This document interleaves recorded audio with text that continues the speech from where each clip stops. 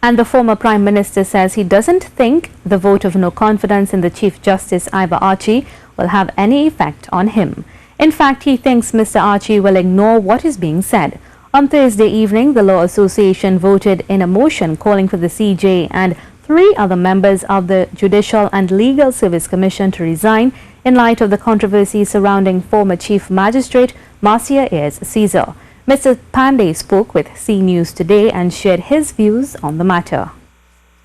I think that motion will serve only one purpose, and that would be to give an indication of how the Law Association feels about what they consider to be a decaying in the judiciary and the administration of justice.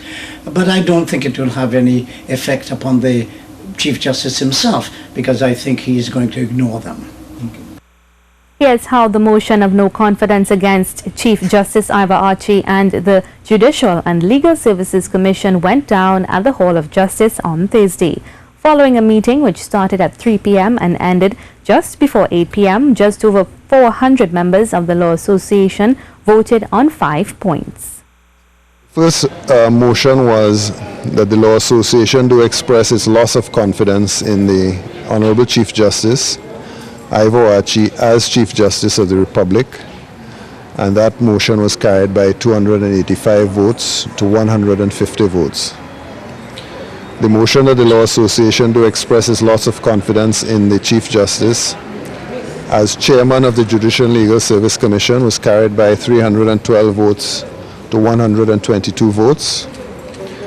The motion that the Law Association express its loss of confidence in Justice Roger Hammersmith, Ms. Maureen Manchuk, and Justice Humphrey Stallmeyer as members of the JLSC was carried by 300 votes to 130 votes. The motion that the Law Association do call upon the Chief Justice to resign forthwith as Chief Justice was carried by 263 votes to 165 votes. And the motion that the Law Association do call upon Justices Roger Hammersmith, Humphrey Stallmeyer, and Ms.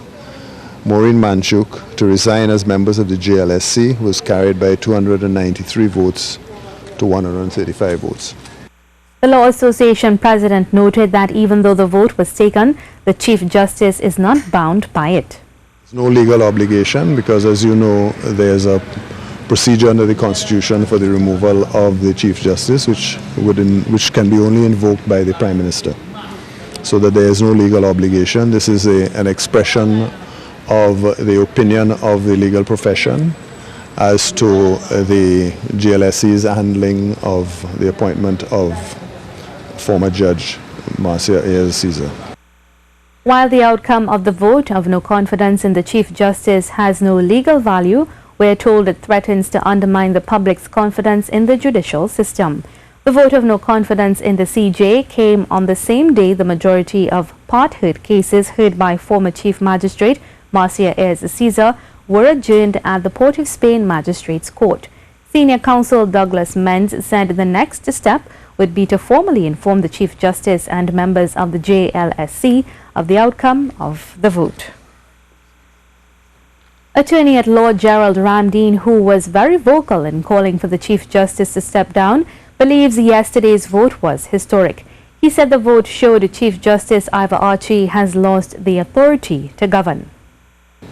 It is a sad day for the administration of justice, but it is a day where we must celebrate the fact that the Law Association has voted overwhelmingly for democracy, transparency, and openness.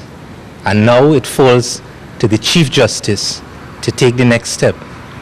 He made it clear the Law Association's special general meeting was never about an impeachment hearing and criticized the Judicial and Legal Service Commission's response dating back to April 7th. On Wednesday, the JLSC issued another media release absolving itself of any wrongdoing in the handling of the Marcia Ayres Caesar fiasco. And the desperate attempt that was made yesterday, to answer questions that were posed didn't work. And Senior Counsel Martin Daly calls the Law Association's vote of no confidence in the Chief Justice and the Judicial Legal Service Commission a watershed moment in the pursuit of accountability by public officials. The GLSC did everything initially to ignore legitimate inquiries. They first began by saying it was nothing more to be said, then they took out a 2-page ad, then they took out another ad. There were a lot of inconsistencies, and really this is about the pursuit of accountability by public officials. This has got nothing to do with impeachment or misbehavior, but if you have a blunder, you must accept responsibility for the blunder. And I think one of the things that impressed the meeting was the fact that there has been not any acceptance of responsibility by the GLSC, no apology, or as I like to say, beg pardon. But what does it mean for the Chief Justice? All along we have been saying, do the honorable thing. If people lose confidence in you, it does not mean that you have committed some constitutional wrong, but you have conducted yourself in such a way that you have destroyed people's confidence in you, and therefore you can't continue to preside if people have no confidence in you. According to Mr. Daly, the Chief Justice must apologize for the Marcia Ayres Caesar debacle. They have refused to accept any responsibility for this debacle. And even the people who were pleading their case were strong in saying that they have to at least share the responsibility. But up to today, up till last night's letter, they are still saying it's other people to blame. Don't blame us, don't blame us. And that's not acceptable.